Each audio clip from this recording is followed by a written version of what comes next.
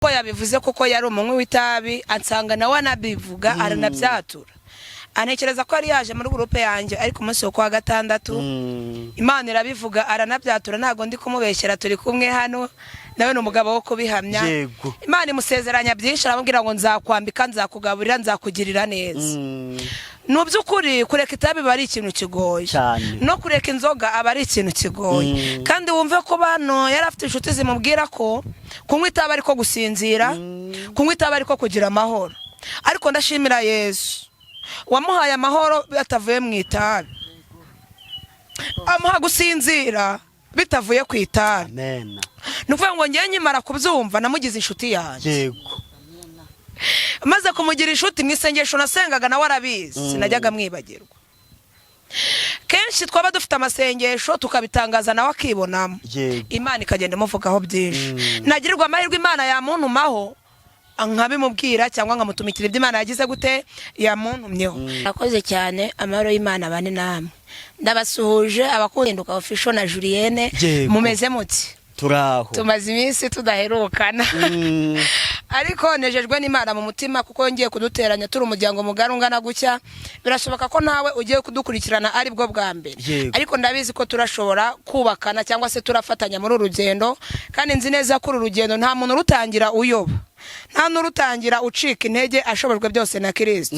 Hanyuma ndabasuhuje Imana y'amahoro ibane namwe kandi muze kugubwa neza twicaranye n'umuntu mukuru hano. Birasohoka ko wenda mwari musanzwe mumbona ni ngiye nyine cyangwa ndi kumwe n'abandi bahanuzi batandukanye ariko uyu munsi Imana yakoze surprise yatuzaniye n'abavyeyi bakuru bo kutugira inama ndetse bazi Imana bavuga Imana babonye batumvanya abandi. Niyo mpamvu dufite ubwiza bw'Imana dusa gutya turi imbere y'Imana. Hanyuma reka mubahe nawe oya ugifite mikoro banze dusengere kuganga Imana ibane natwe miki kiganiro. Reka dusenge Imana hanyuma kugira ngo Imana izibane natwe. Mana mu izina rya Yesu uri Imana y'amahoro yo kwiringirwa urera kandi uzegerwa n'abera izina ryawe nirishimwe. Wabanye natwe uturindira mu mpande zitandukanye uko twese twasinziriye turi bazima ntago ariko tubyutse turi bazima uko benshi babyutse ari bazima kugeza uyu munsi hari abamaze gukora impanuka hari abamaze kwinjira mu bitaro kandi babyutse ari bazima ariko twebwe watuzigamye uzigamye ibyacu n'abacu ntuhabwe icyubahiro warinze umuja wawe kumurindira hari mu nyanga kumugeza hano na amahoro izina ryawe nirishimwe. Twebwe twese turindira mu mpande nyinshi byari kuduhiga byari byinshi byari kutuvutsa umugingo byari byinshi ariko ndagushimiye ko nakagasura ari ukubera wowe uracyatanga ingabo nyinshi zigapfa ku bwacu n'ubuhagira ingabo utanga kugira ngo turengere. Urakoze kuje kubana natwe muri iki kiganiro tugaye karibu n'ikaze ni mu izina rya Yesu amen. Ni karibu no kwibwira ubwoko bw'Imana. Unda kuvuga ngo hano dukurikiwe n'isi yose cyangwa n'abantu benshi. Birasoboka ko nabo muturanye bagiye kugukurikira. None uko pere nuko Julienne ari gufata mikoro cyangwa njewe nawe bariho uyigeza ntuyitamire. Abadukurikiye ndabizi ko baragukunda ndabizi ko bankunda cyane. Nta nibanga ririmo uri kuri ya Concord. Abantu benshi badukurikiye barankunda. Kandi nta n'uburyarya pe nanjye ndabakunda niyo mpamvu mbabwiye ngo Yesu nashimwe. Yego nanjye navuga ngo nawe urankunda. Nanjye ndagukunda. Ubwo manje wabiseka basanga n'uburyarya. Impamvu akana kaje gatoya. Yego. Sinze kigeze kambwira ngo dadi ndagukunda ndagije nanjye ndakwanga. Yewe we yararakaye ubimbwese ubwo neba nahitanira umva kugira ngo mbigarure zasanze n'undi kumwe. Abantu benshi bazi ko ngira impano yo guseka benshi banambaza ni banarakara ariko nanjye nahita ndakara n'imbere ya kamera. Nukuri rwose nanjye Julienne ndagukunda niyo mpamvu nanjye mba nafashe uru rugendo nkaza kukureba kugira ngo twivugire Imana. Yego ni karibu umubyeyi nawe tumuhaye ikaze. Reka utangire utwibwira witwa nde? Amazina yanjye nitwa Liberata Nyiramutuzo. Naturutse mu karere ka Burera. Yego. Akagari ka Gafuka murenge wa Kinuni. None bwo umudugudu wanje ni Buharo. Yego. Ntacyo uragituza tugende tuganira. Yego. None ndashaka gushimira Imana ibyiza yankoreye. Ariko nguciye mu ijambo ufatiraho pe ushimye nukuri biri kukubyiga yishime. hari umuririmbyi yavuze ngo ibyiza Uwiteka yangiriye byose nabimwitura iki, nzambaza igikombe cy'agakiza ke, nzahigurira Uwiteka umuhigo, ni koko nzawumuhigurira mu maso y'ubwoko bwe bwose. Ibyiza Uwiteka yangiriye byose nabimwitura iki, nzambaza igikombe cy'agakiza ke, nzahigurira Uwiteka umuhigo, koko nzawumuhigurira mu maso y'ubwoko bwe bwose. Abirengeye Uwiteka Imana bameze nk'umusozi Siyoni utabashika kunyeganyezwa, ahubwo uhora uhwanye iteka ryose. Abirengeye Uwiteka iteka bameze nk'umusozi Siyoni utabashika kunyeganyezwa, ahubwo uhora uhwanye iteka ryose. Uzi impamvu ndirimbye indirimbo? Burana wagiye guhigura umuhigo yego arye bari kora ibintu tugahita duhiga imihigo abantu badahari, cyangwa se Imana yagukorera ikintu ukumva uratuza ari uko ushimyemo Imana. Rero ntago twamupfukirana ishimwe ibyo afite, niyo mpamvu tumuhaye umwanya w'ishimwe. Ni karibu kuvuga ibyo Imana yamukoreye byose, natwe tubitegera amatwi tubyumve. Ni karibu.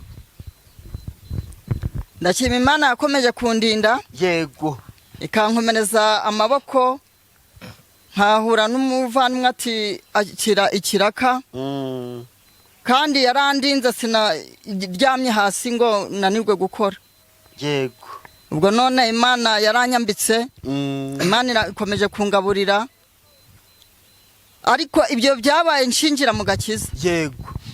Ntarinjira mu gakiza rwose, ntabwo nabonaga ibyiza by'Imana gutya. Imana yumve ngo ndayishimye kuba yaranyambitse n'ubikinyambika, kuba yarangaburiye n'ubikingaburira. Imana yumve ko nyishimye. Nukuri Imana nishimwe, nukuri icyubahiro ni icyayo, nta wundi igisangiye nayo, kuko ni Imana nyamana, ni Imana ishoboye, ni Imana igabura, ni Imana imenya abakene. Nukuri Imana ndayishimye. Yego. Nibyo narindi gushimira, nihabwa icyubahiro igihe cyose. Amen. Julienne se muraziranye? Julienne mukobwa ukicaye iruhande? Julienne turaziranye. Kuva ryari? Umaze igihe kingana iki muziranye? Namumenye nshinjira mu gakiza. Duhurira hano tugasenga. Yego. Twamenyaniye ku Gasambi. Yego. Tugasenga. Arankunda nanjye ndamukunda. Yego. Ariko rero nkunda abantu bose. Nkunda abantu bose kubera ko baremwe n'Imana. Yego. Rero nta mpamvu yo kubanga, bararemwe n'Imana. Nanjye nararemwe n'Imana. Yego. Imana nishimwe. Nose Julienne kumuzi umuzi hiki?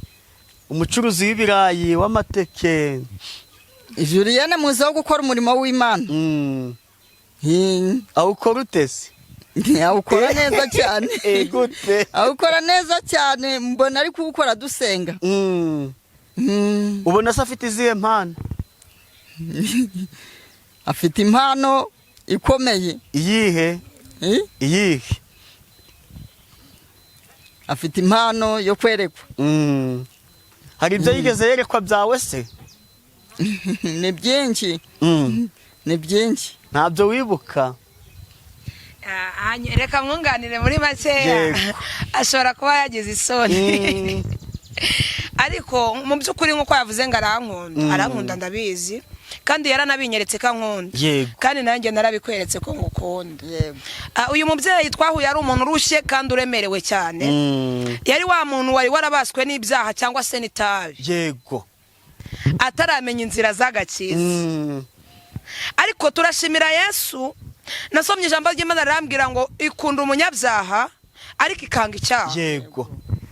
Yari wa muntu unywa itabi mu rwego rwo hejuru, ubwo nawe ari hano wenda yaragize nk'ubwoba niko none yishatse kumutinyura. Ni nayo mpamvu yavuze ati nshaka gushima Imana kubw'ibitangaza yakuretse gato. Nsobanure neza batagira ngo uri kwizimba mu magambo. Yambwiye ati nshaka nyine gushima Imana. Yego. Kuko hari ibyo Imana yakoresheje Julienne, arabimbwira, aransengera, Imana irabisubiza. Atariko nge ntago menyereye ibi byuma byanyu, umfashe nicarane na Julienne. Niyo mpamvu nabashyize hamwe kugira ngo aharasobwa usobanure neza ibintu. Ni karibu. Hanyuma tuza kumenyana ari muri ubwo buryo, ariko Imana imuvugaho ibintu byinshi. Ni umubyeyi utaruzi kwambara, ntabwo ndi kumusebya nawe ari hano ndakubeshya. Yankwe no mu byaha rwose. Ni umubyeyi utaruzi kwambara, ni umubyeyi mbese yari yarabaswe n'ibintu byinshi, ariko yagiraga agakobwa kamwe nako kankundaga gatoya, kakundaga kuza kundeba tugasengana. Imana ikamuvugaho ibintu byinshi byinshi, ariko ndashimira Imana ko yabikoze. Amen. Mbese muri ico gihe nibyo kujya ntabyo yagiraga. Ndabyibuka nawe turicaranye hano, hari igihe Imana yigeze kumuntumaho mu gihe cyashize, nsanga maze igihe kirekire atarya, yaraheze mu nzu kubera inzara. Ndakubeshyera? Ntabwo mbeshyera rwose ibyo avuga. Imana imuntu maho ngezeyo nsanga ni muri ubwo buryo atari gushobora guhagarara. Yari umubyeyi utaragiraga umwenda wo kwambara, ariko turashimira Yesu ko yamwambitse. Amen. Yari umubyeyi utaruzi kujya umuceri cyari cyo ngagende yigurira ibiro 5 hariya, ariko turashimira Imana muri icyo gihe, nubwo wenda waba warashize ariko Imana yarawutanze. Yari umubyeyi utashobora kugenda ngo yigurire ibiro 3 bya kawunga, ariko nubwo n'uyu munsi byaba byarashize, ariko turashimira Yesu ko yabimuhaye. Yari wa mubyeyi utashobora ngo agende yigurira akajerekani k'amavuta ngarya ifiriti nk'abandi babyeyi. Amavuta ntiwayabonye? Amavuta nayabonye, Imana yarankoreye rwose nta kitabo. Abona nayo kwisiga, cyo kurya, abona n'inkweto, byose narabibonye rwose. Ariko muri icyo gihe nta muntu wakoreye Imana uzikorera amaboko. Uri kubona Imana itaramugize umusirimu cyane. Hanyuma rero yari yagize ubwo, reka bibwirira ibyaha yari arimo, n'ukuntu Imana yamuhaye agakiza, n'ukuntu yize kwambara. Mbese simuri kubona ko yabaye umunyakigali munyamugi, ababwira aho byakomotse n'ukuntu yabibonye. Twirata Kristo, ntabwo twirata icyo turi cyo, ariko ndabizi ko Imana ikikugerera neza, n'ibindi byinshi Imana izagera gute, izabikora. Yego. Ubwo ndashima Imana ko nari mu byaha cyane. Ngewe nari mfite umukobwa uzaga gusenga. Yego. Ariko akambwira ati, mama wahagurutse ukajya gusenga. Nari umuntu unywa ibitabi, ntabwo nari nywaga mu nkono, ariko noneho ninjye wa muntu hari ukuntu ngo babisekura bakabivungavunga. Ubwo ninjye wari umaze kumutoza abandi uko bari baranyigishije ngo uko babikora, ubwo rwose mukobwa wanjye atari ko mama, none kudaruciragura ikibambasi kikaba umukara, none waje uraje tukasejya gusenga ibyo ukabivamo, nkica amatwi. Ariko igihe cyarageze numva ko nshaka gusanga Kristo. Yego. Ubwo umukobwa ati, mama ejo turajya gusenga, mbabarira uve mu byaha. Nanjye navuga ntiye mukobwa, mfasha ishashi nabipfunyikagamo tubitwike. Yego. Yose ishashi aho ibikagira tuyitwike. Umwana yaramfashije, ibishashi turabitwika. Ubwo ndaharura ku kibambasa, ndahabaye umukara, birananira, fata amazi ndahoza. Buraca tujya gusenga, niho nakiriye agakiza. Imana nayo iranyumva. Yego. Agakiza ngashikamaho, none ntacyo nayiburanye.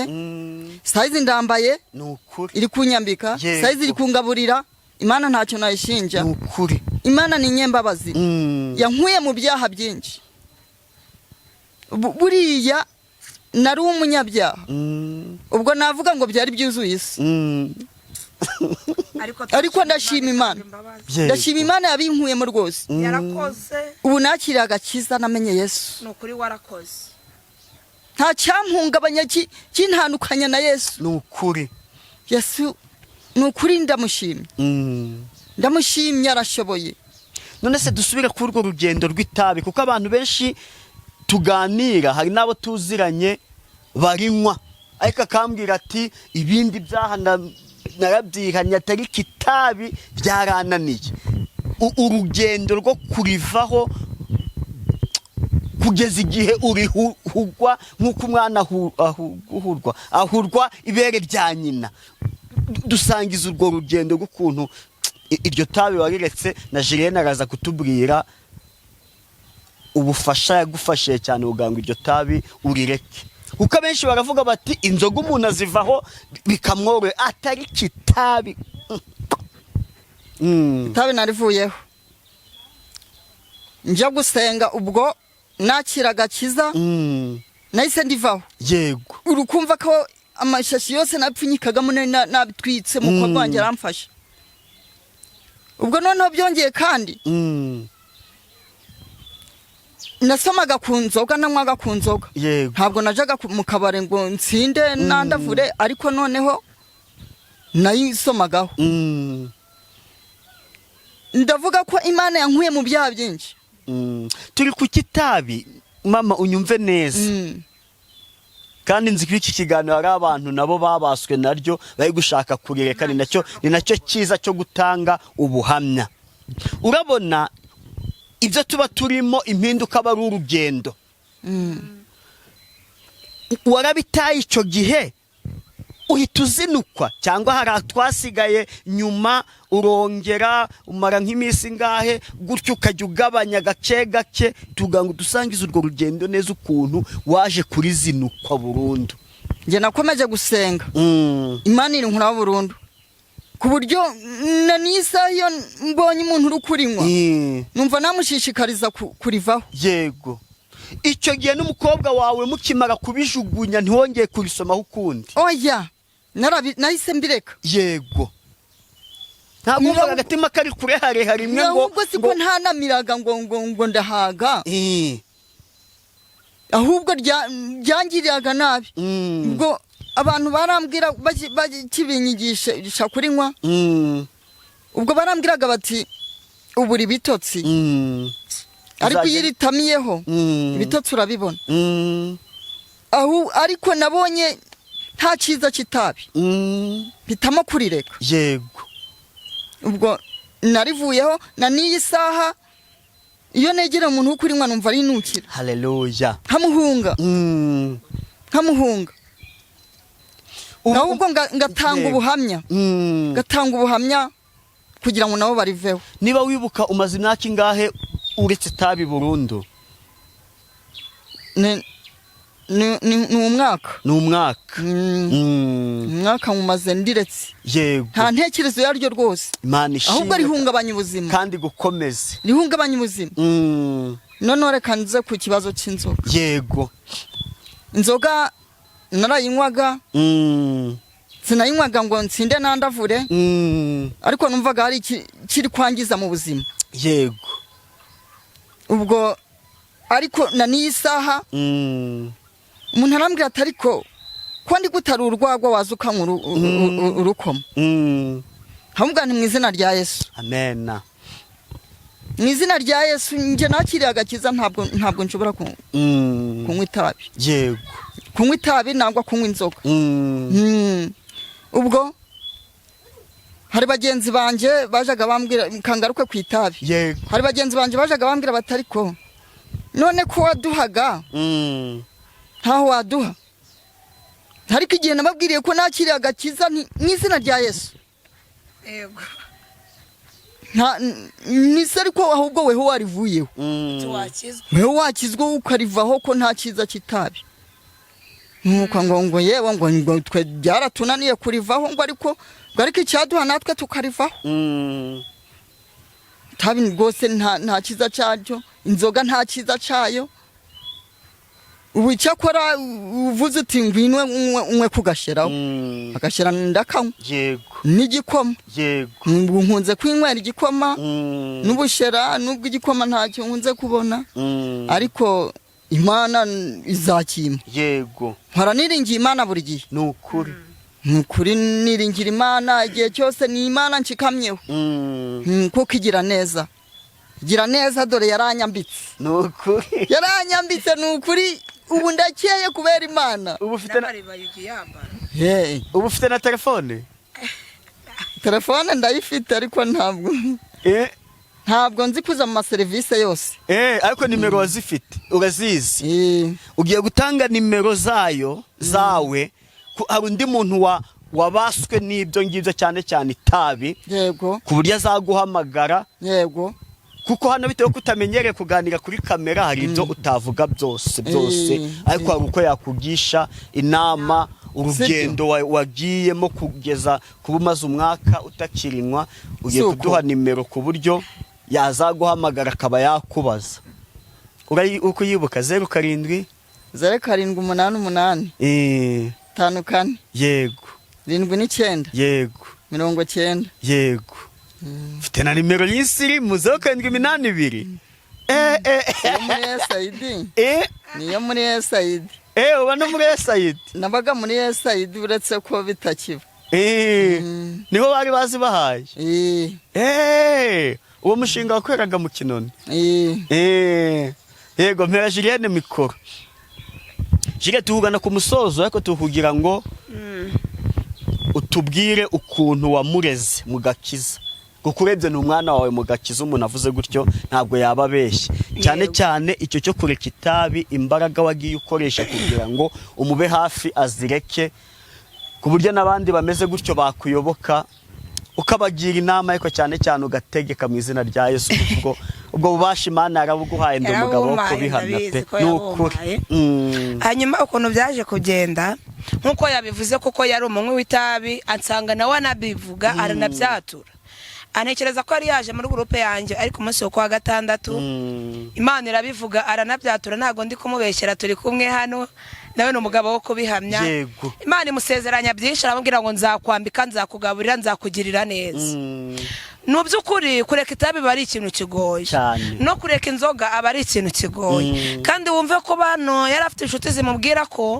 kunywa itabi ariko gusinzira kunywa itabi ariko kugira amahoro ariko ndashimira Yesu wamuhaye amahoro batavuye mu itabi amuha gusinzira bitavuye ku itabi nuvuga ngo ngiye nyimara kubyumva namugize inshuti yanjye maze kumugira inshuti mu isengesho nasengaga nawe arabizi sinajyaga mwibagirwa kenshi twaba dufite amasengesho tukabitangaza nawe akibonamo Imana ikagenda imuvugaho byinshi nagirirwa amahirwe Imana yamuntumaho nkabimubwira cyangwa nkamutumikira ibyo Imana yagize gute yamuntumyeho kenshi kabone nk'uko hari bamwe bazana kudukurikira cyangwa se badukurikiye hari benshi twafatanyije kugira ngo agire iyi sura nabo ndabashimira hari benshi twafatanyije kugira ngo yambare nawe aberwe bazakurikirana iki kiganiro aho bari hose mbasabiye umugisha Imana izabaho umugisha hari benshi twafatanyije kugira ngo nawe adye neza adye ofiriti adye umuceri cyangwa akawunga hari benshi twabifatanyije kugira ngo yambare inkweto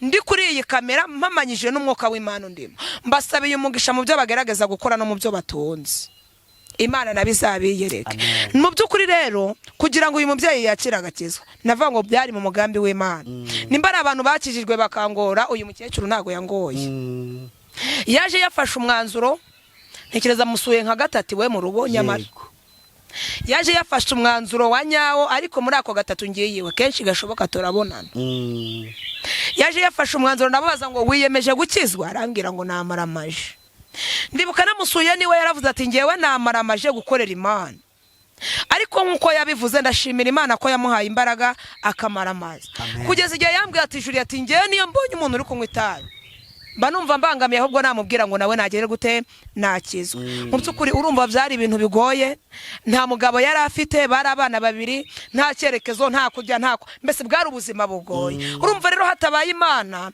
yari guheranwa n'ibyaha ariko ndashimira Imana yamuhaye isura haleluya imwigisha kwambara riba biremera imwigisha kwambara inkweto biremera imuha kwambara ikanzu biremera nukuri ndashimira yakoze imirimo myinshi kuri we gusa wowe kubera utabibonye bigitangira ushobora kubifata mu ntege ariko ndabishimira Imana rero nimba ari abantu bakijijwe neza Imana ikanishima cyane nawe arimo ntago yigeze asubira inyuma nk'uko yabivuze ngo ni umwaka ariko ndabyibuka ko mu gukizwa kwe hari gushira umwaka n'amezi nk'atatu hari gushira umwaka nk'amezi nk'atatu akijijwe kandi impamya ntashidikanya ko atazasubira inyuma nukuri nzi neza ko intego dufite ari yo gukomeza urugendo rujya imbere cyangwa se rujya mu ijuru rero ndanamushimiye imbere yanyu n'imbere ya kamera mubwira ngo Imana y'amahoro imuhe umugisha kandi Imana y'amahoro ikomeze kumwagura mu buryo bw'umwuka no mu bw'umubiri.